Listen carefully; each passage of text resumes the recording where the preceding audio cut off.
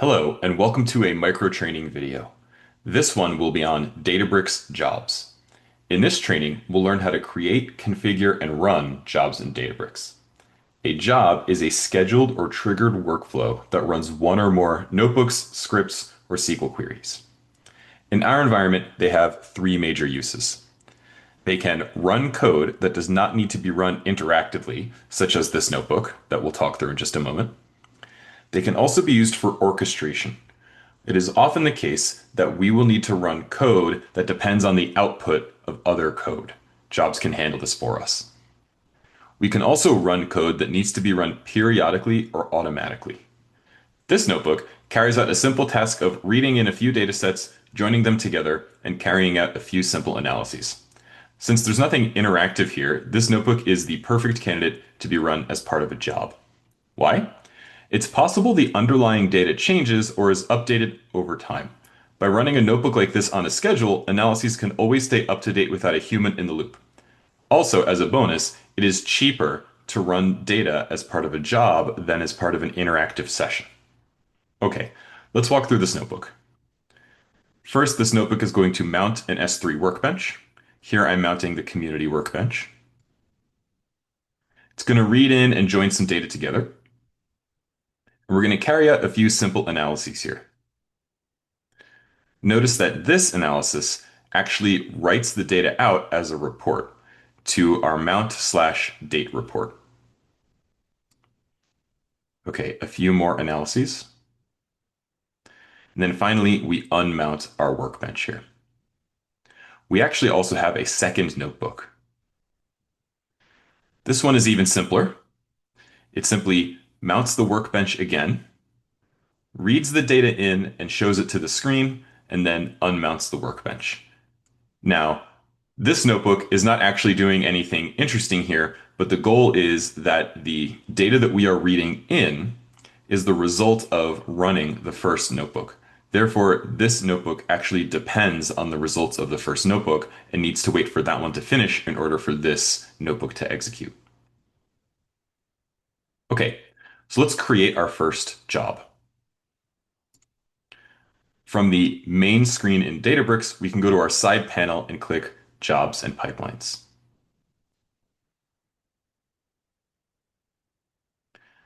Over here, there should be a button that says Create. We're going to create our first job. I'm going to give this job a name. I'll just call it Micro Training Job Demo. And you see here we have our first unnamed task. Jobs are made up of individual tasks. A task is just one code notebook or file that will be run as potentially part of a larger job. So I'm going to name our first one here. It's going to be, let's call it empty demo 1. And it's going to be a notebook, but I want to show you the other options. We can have a Python script or even a SQL query. There are many other options here, but those are the three that you would probably pick. So I'm going to pick notebook. Where is this notebook coming from? It's coming from our workspace. The alternative would be if you wanted to hook up your Git provider, it is possible for a job to pull directly from a Git provider, but we're going to go with a workspace here. Where is this notebook? I'm going to select it as part of the path, and I have it right here. So jobs 1 was the name of our notebook. Our compute, we are not going to pick serverless. I'm going to pick a job cluster, and I'm going to have to configure it. So I will click this pencil to configure it. You can give it a name, and maybe that would be helpful, but your job cluster will create a new one every time you run your job. Okay, the policy, make sure you have a policy here. I will pick mine. Databricks runtime. I will run it on the latest runtime because I know that this will work.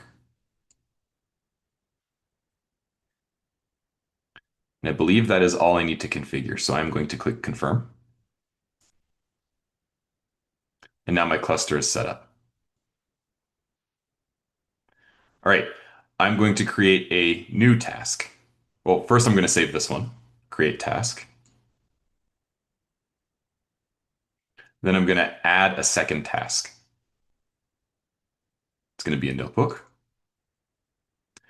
And notice that there's an arrow connecting the task we just made with this new task. By default, it's setting up a task that depends on the first one. So I'm going to create this task with all of the same settings as the first one. And it's our jobs 2 notebook. Compute, job cluster. I'm going to click configure here, but I'm hoping that all of the settings saved from the first one.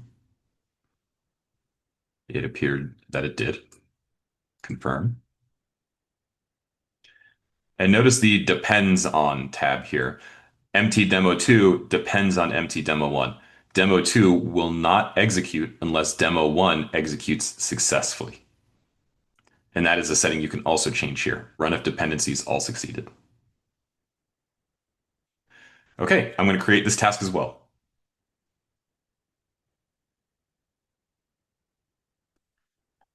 All right, we're just about ready to run our job here, but I want to go over some additional settings on our sidebar here. The first is schedules and triggers. I'm going to click add trigger. And here's where you can create settings that run your job automatically without you in the loop.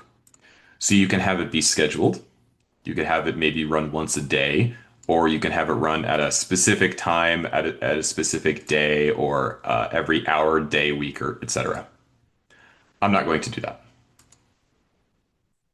Similarly, you can also have your job to run on a triggered schedule. So every time a new file arrives or every time a table is updated, you can have your job run automatically.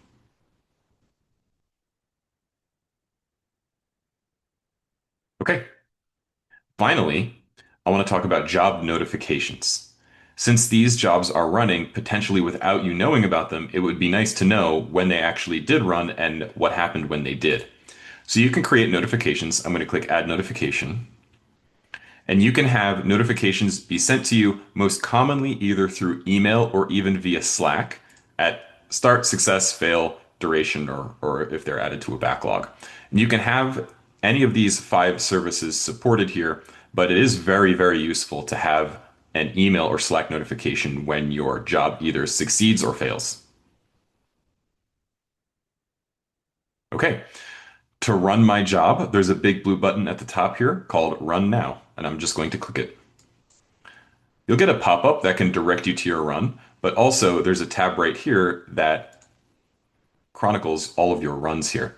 So you can see I ran this about 9 seconds ago. This will take several minutes. So instead of waiting for this, I just want to show you a run that is identical to this that has already completed.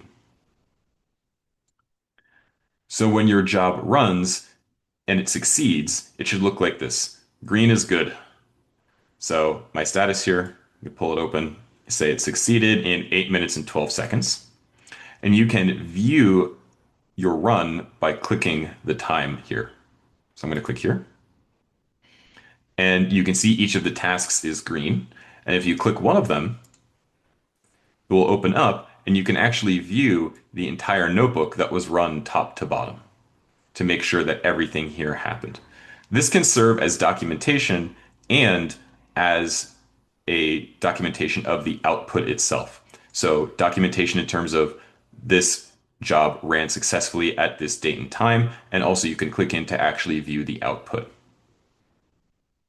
On the sidebar here, when you look at your compute again, you can also see the technical results here, logs, Spark UI metrics, and so on of your run itself. From this task execution screen here, when this job runs multiple times, multiple rows will show up here. So you can also use this to document older runs as well, as long as you don't delete them. Okay, thank you for watching. Let's conclude here and recap what we've learned.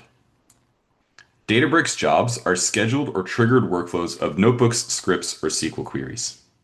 We demoed how to set up and configure a simple job. In our environment, we have 3 primary uses for running jobs. The first is we can run code that does not need to be run interactively. When we ran these as part of a job, they ran top to bottom without a human in the loop. Jobs can also be used for orchestration, running code that depends on other code. In our example, that second notebook was not able to run unless the first notebook succeeded. And finally, running code that needs to be run on a schedule. We didn't do that as part of our demo here, but we showed that you can run jobs either as part of a schedule or that they are triggered by other events, such as the underlying data that your notebook uses having changed. Furthermore, running code as part of a job is cheaper than running code interactively. In an interactive session, your cluster is always up and billing, but in a job, your cluster spins up, runs all it needs to, and then stops. This helps keep the costs down. Jobs also record the status and output of previous runs. These jobs are self-documenting. You can see what went right and what went wrong every time you run a job. All right, that was Databricks Jobs. Thank you for watching, and I will see you in the next one.